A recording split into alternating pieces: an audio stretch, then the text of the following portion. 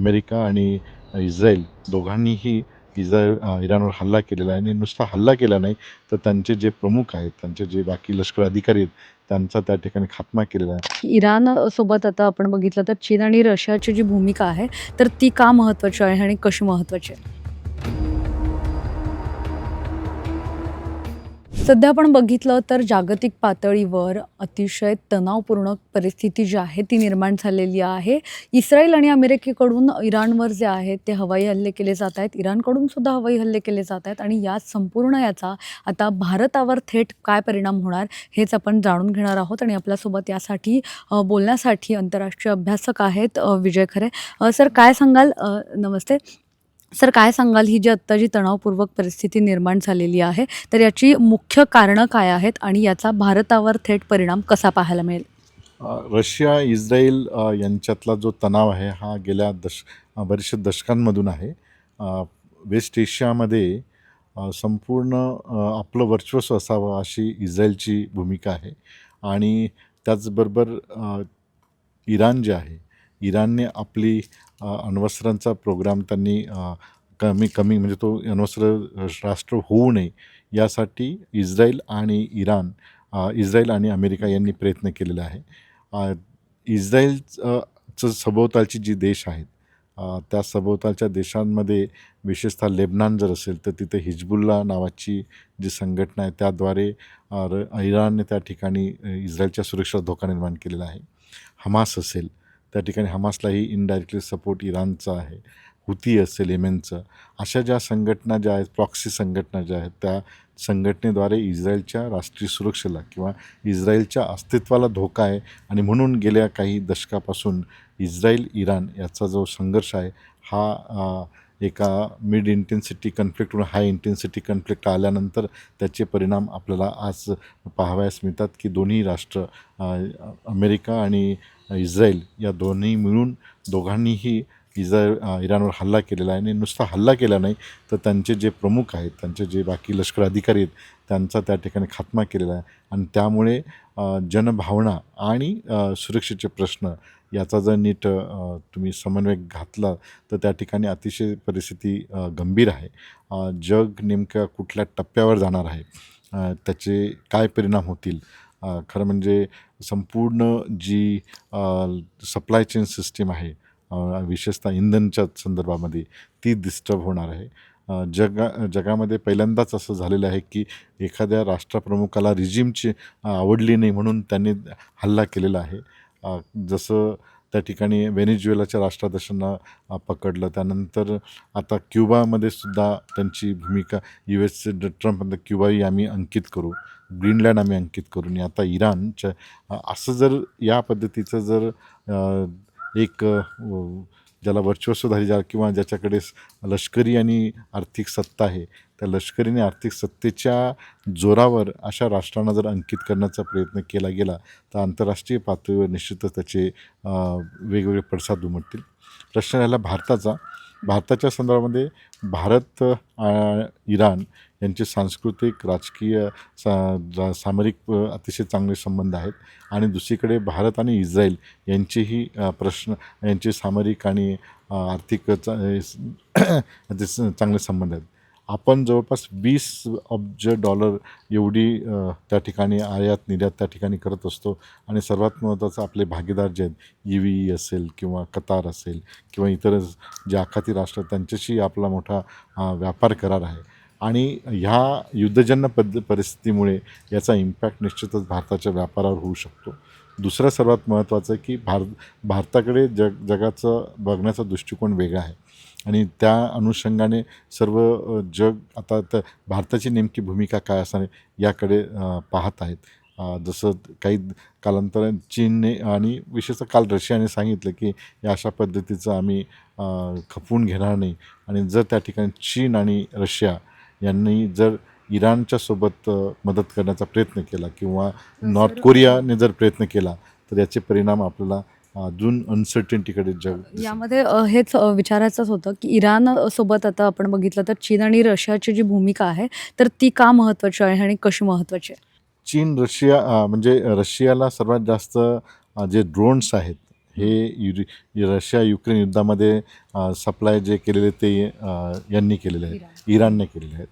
त्याचबरोबर रशिया आणि चीनची रशिया आणि यांचा इराणचे सामरिक संबंधही चांगले आहेत. दुसरीकडे चीन आणि इराण यांचे सामरिक संबंध त्या ठिकाणी आहेत. आणि तिसरीकडे भारताचे मात्र भारतसुद्धा आपले चांगले संबंध आहेत. आपली स्वतःची इन्व्हेस्टमेंट त्या चाबार पोस्टच्या तिथे आहे. आणि म्हणून जी ज्याला मल्टिपोलर वर्ल्ड ज्याला म्हणतो, म्हणजे अमेरिके सोडून इथे रशिया आहे, चीन आहे, भारत आहेत, अशा देशांची भूमिका या युद्धामध्ये फार महत्त्वाची. परंतु दुर्दैवाने अजून तशा पद्धतीचे कॉन्क्रीट सोल्युशन आपल्याला दिसत नाही. कारण एकीकडे आपण हेक्झागॉन स्ट्रॅटेजिक अलायन्सची भाषा करतो, दुसरीकडे इराण सोबत हे करतो, आणि भारतासारख्या देशालाही आपल्या काही त्या ठिकाणी म्हणजे आपली जी बांधव आहेत, जे आखाती राष्ट्रात आता स्टक होतील, त्यांचे प्रश्न आहेत, आणि इतर प्रश्न आपले व्यापाराचे प्रश्न आहेत. विशेषतः इंधनच्या संदर्भामधले, म्हणजे जे काही आपल्याकडे क्रूड ऑइल मिळतं त्याची आज जी प्राईज आहे ते $70 ते $80 पर बॅरल कदाचित होऊ शकते. आणि जर हॉर्मुझ जे समुद्रधुनी जर ब्लॉक केलं तर ती प्राईज साधारणतः पर बॅरल $130 जास्त जाऊ शकते. आणि ते जर झालं तर भारतासारख्या देशाला मात्र मग फार भयावह परिस्थिती, विशेषतः त्या ठिकाणी आपल्याला ज्या ऑइल आयात करतो त्याची किंमत वाढल्यामुळे आणि सप्लाय चेन डिस्टर्ब झाल्यामुळे संपूर्ण परिणाम याच्या आर्थिक विकासावर होऊ शकतो. सर, म्हणजे आता आपण अगदी सामान्य जी नागरिक आहेत त्यांच्या याने जर हे विचारायचं म्हणलं तर आत्ताचे जे तेलाच्या किमती आहेत आणि जर हे युद्ध असं सुरू राहिलं तर काय किमतींमध्ये बदल दिसतील आपल्याला, म्हणजे अगदी खालच्या लेवलला जर आपण बघितलं तर?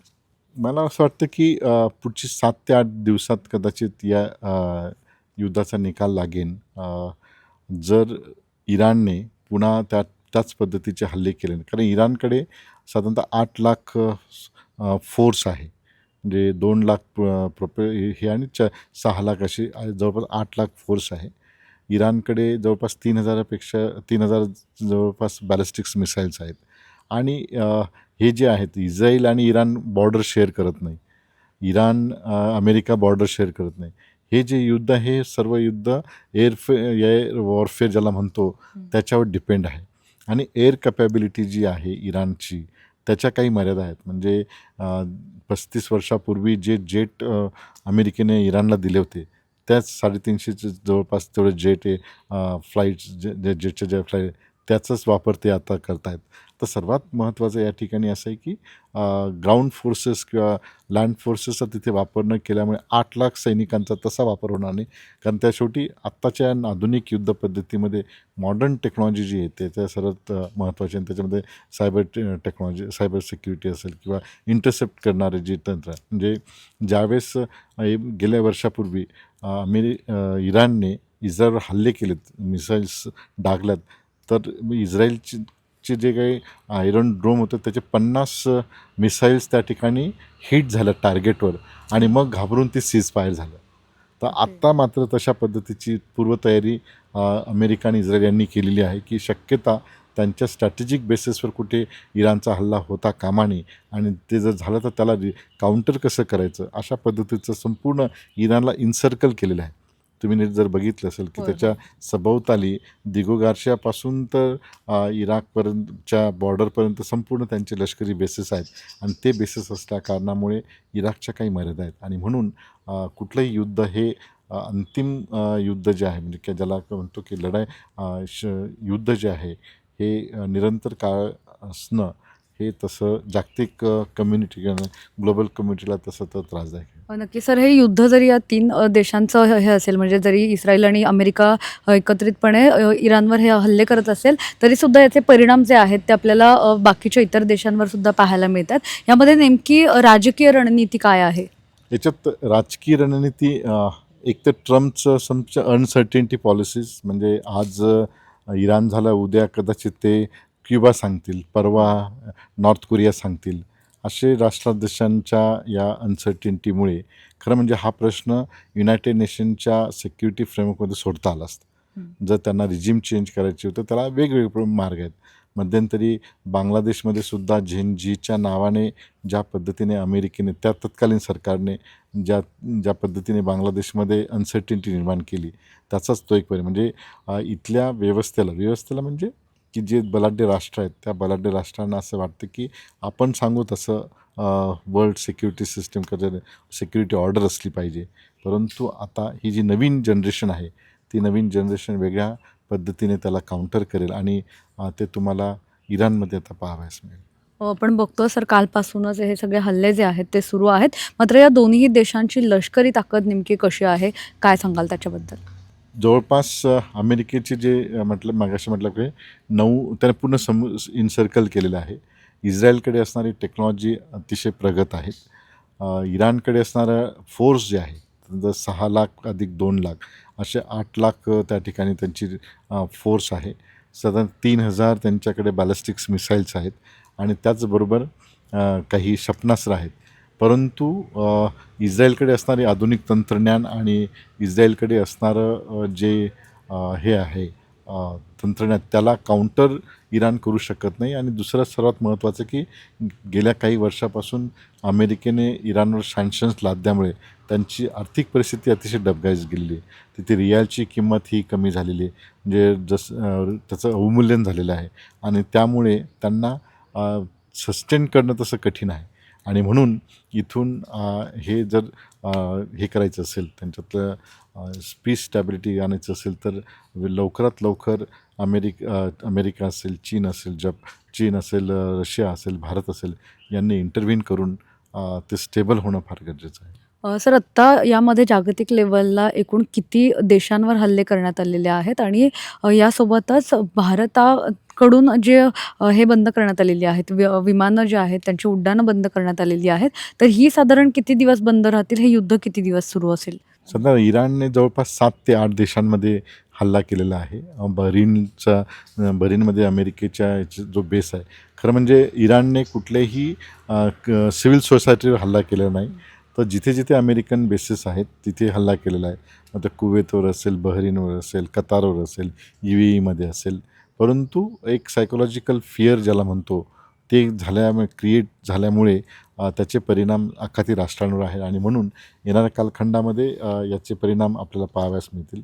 राहिला प्रश्न हे युद्ध मी मगाशी म्हटल्याप्रमाणे समजा 150 एअरपोर्ट्स आहेत सर्व आखाती राष्ट्रांमध्ये. याचं जर समजा हवाई वाहतूक थांबवली तर त्याचा जो खर्च वाढेल आणि इतर याच्यामध्ये सुद्धा तो खर्च वाढेल. म्हणून हे युद्ध लवकरात लवकर संपवावं यासाठी सर्व राष्ट्रांनी ॲटलिस्ट युनायटेड नेशनच्या सिक्युरिटी काउन्सिलमध्ये एक ठराव करून हे कसं करता येईल, म्हणजे त्या शांतता कशी प्रस्थापित करता येईल ही याचा प्रयत्न करणं गरजेचं आहे. साधारण सर अंदाजे काय वाटतं हे युद्ध किती दिवस आणखी चालू शकेल किंवा किती दिवस चालणार? जे सोर्सेस आपल्याला पाहावयास मिळतात हे जोपर्यंत ट्रम्प यांच्या मनात आहे तोपर्यंत युद्ध चालेल.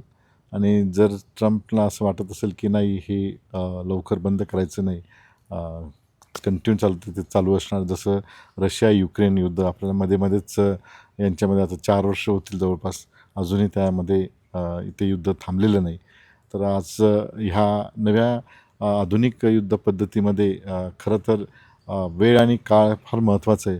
परंतु लिडरशिप क्रायसिस असल्याकारणाने कोणीही मागे हटायला तयार नसल्याकारणाने जागतिक पटलावर खऱ्या अर्थाने अधिक प्रश्न तीव्र होण्याचे चान्सेस आहेत. नक्कीच. तर आपण पाहिलं की कशा पद्धतीने हे युद्ध सुरू आहे आणि याचे भारतावर नेमके काय परिणाम होऊ शकतात याबाबतची माहिती जी आहे ती आपण यांच्याकडनं घेतलेली आहे. कॅमेरा पर्सन अजय गांगुर्डेसह मी मोना येनपुरे, सिविक मिरर.